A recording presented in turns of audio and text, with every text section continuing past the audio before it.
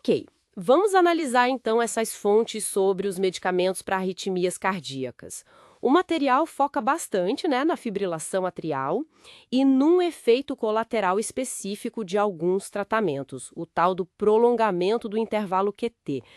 Vamos tentar entender isso melhor? Exato. Quando a gente fala de fibrilação atrial paroxística, aquela que aparece e some, as fontes apontam duas abordagens principais, né? Uhum, Uma é o controle da frequência cardíaca. Basicamente dar uma segurada no coração para evitar que os ventrículos batam rápido demais. Aí se usa bloqueador 9E, beta-bloqueador, bloqueador de canal de cálcio. entendi. Frear o ritmo. E a outra abordagem? A outra é o controle do ritmo mesmo. Tentar voltar para o ritmo normal, o sinusal, e manter ele. Aí que entram as drogas antiarrítmicas, como, por exemplo, sotalol, flecainida ou amiodaruma. Ah, e é nessa segunda, no controle do ritmo, que o intervalo QT vira um ponto crítico, certo? O que exatamente ele mede lá no eletrocardiograma?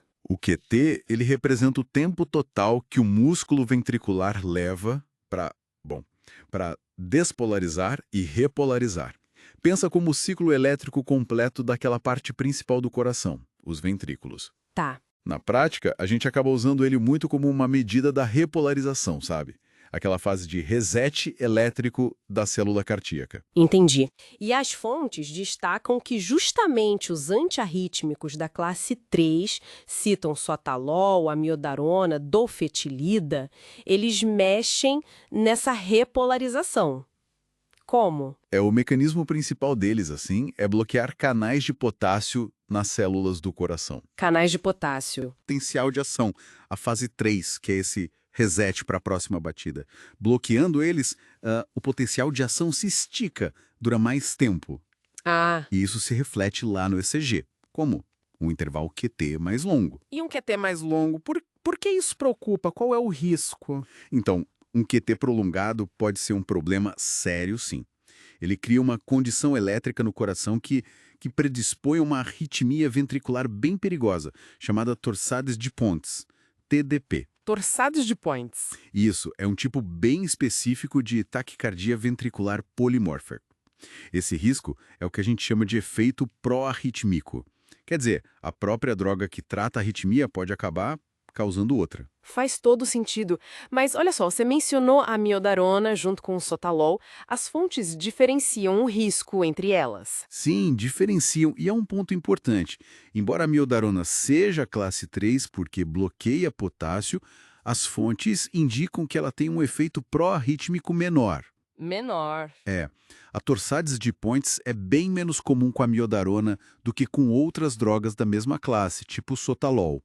O porquê disso é complexo, mexe com outros canais também, mas clinicamente o risco é mais baixo. interessante isso.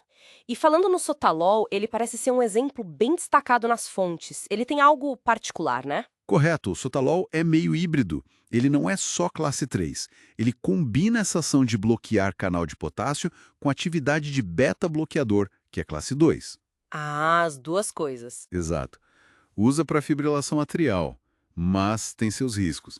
Os efeitos colaterais principais são bradicardia, o coração fica lento demais por causa da parte beta-bloqueadora, e a pró-arritmia. E no caso do sotalol, a torsades de Pontes pelo QT longo é a preocupação maior mesmo. Ok, então classe 3, especialmente sotalol, aumenta QT e risco de TDP. E as outras drogas que as fontes citam? Classes diferentes. Diltiazem, metoprolol, mexiletina. Como ficam? Essas, geralmente, não têm esse problema do QT. Olha só, o diltiazem é classe 4, bloqueador de canal de cálcio. Age no 9, diminui frequência, condução, mas não mexe muito nos canais de potássio da repolarização. Então não prolonga o QT. Certo. O metoprolol é beta-bloqueador puro, classe 2. Diminui frequência, força de contração.